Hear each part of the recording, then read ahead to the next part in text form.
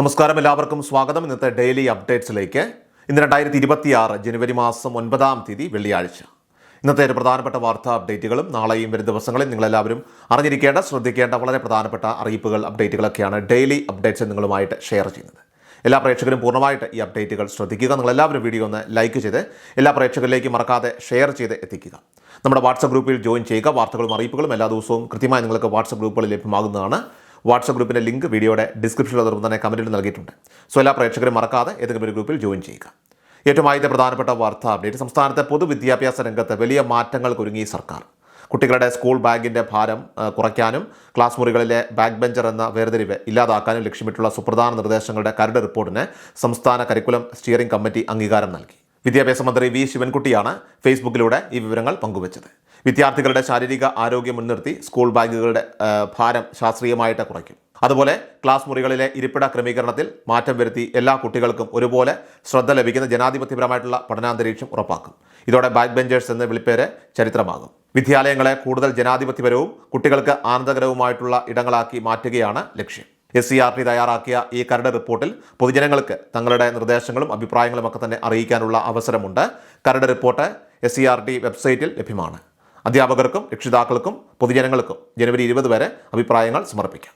ലഭിക്കുന്ന നിർദ്ദേശങ്ങൾ കൂടി പരിഗണിച്ച ശേഷം വരുന്ന അധ്യയന വർഷം 2026-27 മുതൽ ഈ പരിഷ്കാരങ്ങൾ നടപ്പിലാക്കാനാണ് പൊതുവിദ്യാഭ്യാസ വകുപ്പ് ലക്ഷ്യമിടുന്നത്.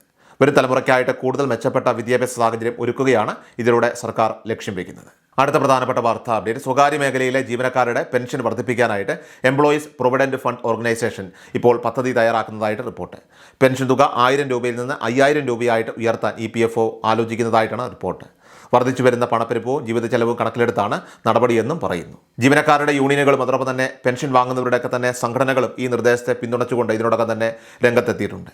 കേന്ദ്ര സർക്കാർ തീരുമാനത്തെ ആശ്രയിച്ചായിരിക്കും അന്തിമ അംഗീകാരം. നയപരമായിട്ടുള്ള ചർച്ചകളിലോ കേന്ദ്ര ബജറ്റിലോ പ്രഖ്യാപനം ഉണ്ടായേക്കുമെന്നും പറയുന്നു. യോഗ്യമായ സ്ഥാനത്ത് നിന്ന് വിരമിച്ചവർക്ക് കുറഞ്ഞത് 1000 രൂപ മുതൽ പ്രതിമാസ പെൻഷനാണ് ഇപ്പോൾ ലഭിക്കുന്നത്. ഈ തുക വർഷങ്ങളായിട്ട് മാറ്റമില്ലാതെ തുടരുകയാണ്. വർദ്ധിച്ചു വരുന്ന പണപ്പെരുപ്പവും ജീവിത ചെലവും കണക്കിലെടുക്കുമ്പോൾ തുകയിൽ ഗണ്യമായ വർധനവ് സർക്കാർ പരിഗണിക്കുന്നു. അടുത്ത പ്രധാനപ്പെട്ട വാർത്താ അപ്ഡേറ്റ്. PM കിസാൻ സമ്മാൻ നിധി പദ്ധതിയിൽ നിന്നും കേരളത്തിലെ 10 ലക്ഷത്തോളം വരുന്ന കർഷകർ പുറത്താകുമെന്ന റിപ്പോർട്ടാണ് ഇപ്പോൾ എത്തുന്നത്.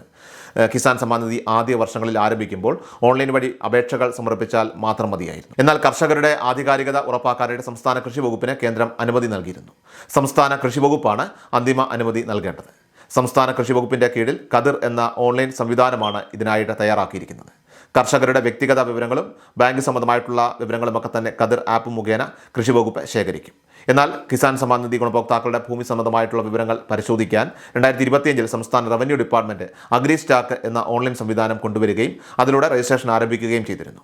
2019 ആരംഭിച്ച കിസാൻ സമ്മാൻ നിധിക്ക് 2018-19 സാമ്പത്തിക വർഷത്തെ നികുതി രസീത് നിർബന്ധമാണ്. ഭൂവുടമ മരണപ്പെട്ടാൽ ഭാര്യയുടെ പേരിൽ ഒടുക്കുന്ന നികുതി രസീത് അത് ഉണ്ടായാൽ ആനുകൂല്യം നൽകാമെന്ന് കേന്ദ്ര സർക്കാർ അനുമതി നൽകിയിരുന്നു.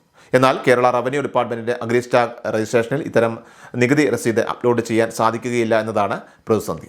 അതിനാൽ സ്വാഭാവികമായിട്ടും എല്ലാ വർഷവും നടക്കുന്ന ലാൻഡ് വെരിഫിക്കേഷനിൽ ഭൂവുടമ മരണപ്പെട്ടാൽ ഭാര്യ മുതൽ പേരടയ്ക്കുന്ന ഭൂനികുതി പ്രകാരം വർഷം ലഭിക്കേണ്ട 6000 രൂപ ലഭിക്കില്ല. കേരളത്തിൽ ഇതുമൂലം 10 ലക്ഷത്തോളം കർഷകർക്കാണ് കിസാൻ സമ്മാൻ നിധി ലഭിക്കാതാകുന്നത്. അടുത്ത പ്രധാനപ്പെട്ട വാർത്താ അപ്ഡേറ്റ്. സംസ്ഥാനത്ത് ജനുവരി മാസത്തെ സാമൂഹ്യ സുരക്ഷാ ക്ഷേമ പെൻഷൻ വിതരണം സംബന്ധിച്ച നിർണായക വിവരങ്ങളാണ് ഇപ്പോൾ പുറത്തുവരുന്നത്.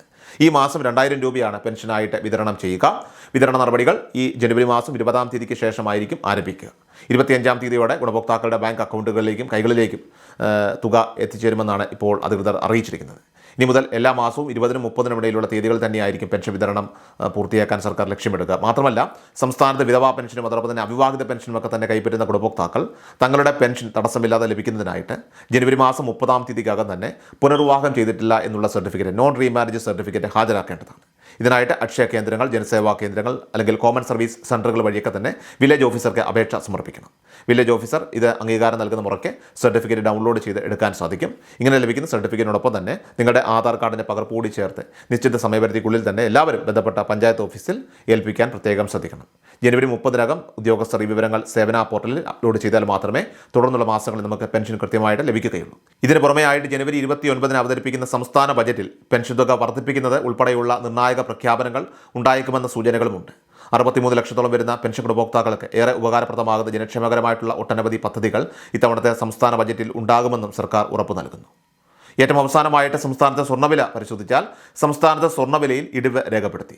വ്യാഴാഴ്ച ജനുവരി 8-ാം തീയതി 22 സ്വർണ്ണത്തിന് ഗ്രാമിന് 25 രൂപ കുറഞ്ഞ് 12,650 രൂപയിലും പവന് 200 രൂപ കുറഞ്ഞ് 1,12,200 രൂപയിലുമാണ് വ്യാപാരം പുരോഗമിച്ചത്.